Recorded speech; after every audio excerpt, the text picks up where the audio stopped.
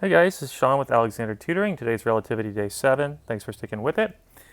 Okay, so last time I left you with this paradox. The two postulates of special relativity are that the speed of light is constant for all observers, so no matter how you're moving, you're going to measure the speed of light to be the same no matter what. We're just going to assume that that's true. That's what a postulate is. Assumed to be true.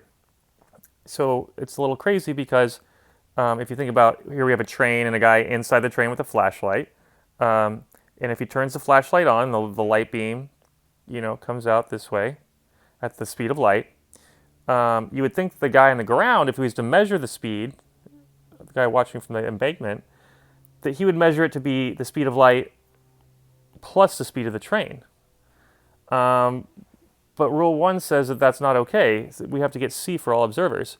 So that's a little weird. And what makes it extra weird is the second law. It says the laws of physics are the same in all non-accelerating reference frames, meaning if you're inside the train going at a constant speed, there is nothing you can do to tell that you're moving. Thus, everything should go down just like it would go down standing on the ground. And so you would think that the guy in the train, he has no idea that he's moving, and so when he goes to measure the speed of light, the light coming from his flashlight, the flashlight should behave just like as it normally does, and so you'd think that he would get an answer of the speed of light as well. And these two things seem to be in conflict. How can they both get the speed of light? Okay, so, or how can they both get the speed of light at the same time? And that's the key part, at the same time. And so all the little games I've been playing with you have been leading up to this, okay? So I started by asking you what is a second. That forced you to give a definition of time. I asked you how do you measure that? And we learned that it's measured by relative motions. We use the motion of the clock.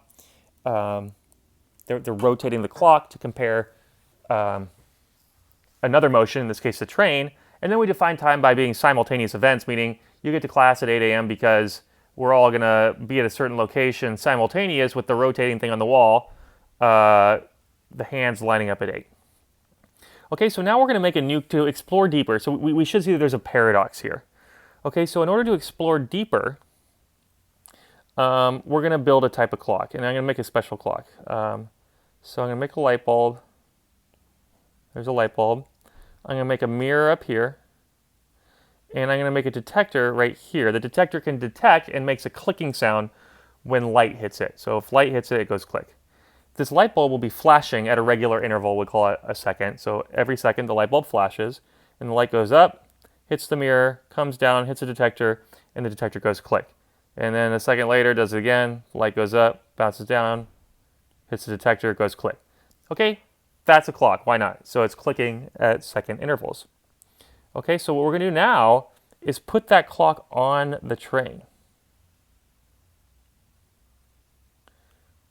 Okay, so we have our light bulb, we have our mirror, we have our detector. Okay, so on the train we see click, click, click, and that's how the dude in the train can measure time. You can just count off the number of clicks, and that's the number of seconds that goes by. Now, here's where it gets crazy. What happens, what does the guy on the ground see? Think about that for a second. So remember, the train is moving with speed v this way. What does the guy on the ground is watching this clock. What does he see as the train goes by? Well, the train's moving, right? So let's say right when the light leaves the light bulb,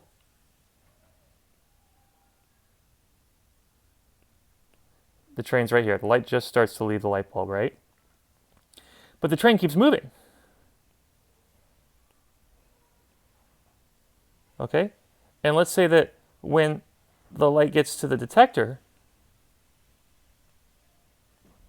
the train has now moved a little bit and is now over here. Okay? Here's the guy from the ground watching this all go down. Well, what path does he see the light take? Just think about that for a second. From the guy on the ground, this guy, what path does the light beam follow from his perspective?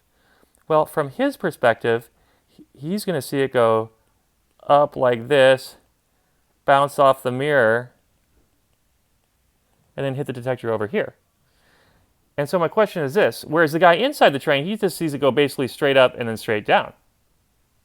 Now remember, all observers have to measure the speed of light to be the same no matter what. So my question is this: in which case does the light have to go farther, or does it go the same distance? The guy in the train sees it basically go straight up and then straight down.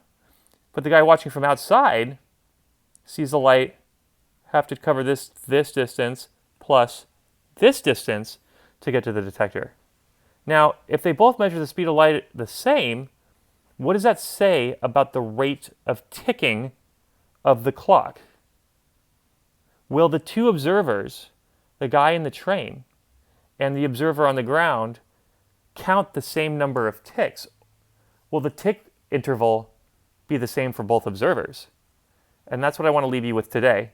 And tomorrow, or next time we get a video out, maybe Monday actually, we're going to look exactly into that and see if the tick rates are the same. And if they differ, we're going to see by how much. So what I want you to think about, again, because the light for the guy outside sees the light travel a greater distance, but it has to move at the speed of light, what is that going to do to the rate that the clock's ticking as compared to the observer in the train who just sees the light go up and down? Remember, they both have to measure that light beam moving at the speed of light. So think about that. Will the clocks be ticking at the same rate? I'm going to leave you with that today, and we will see you next time. Take care. Bye, guys.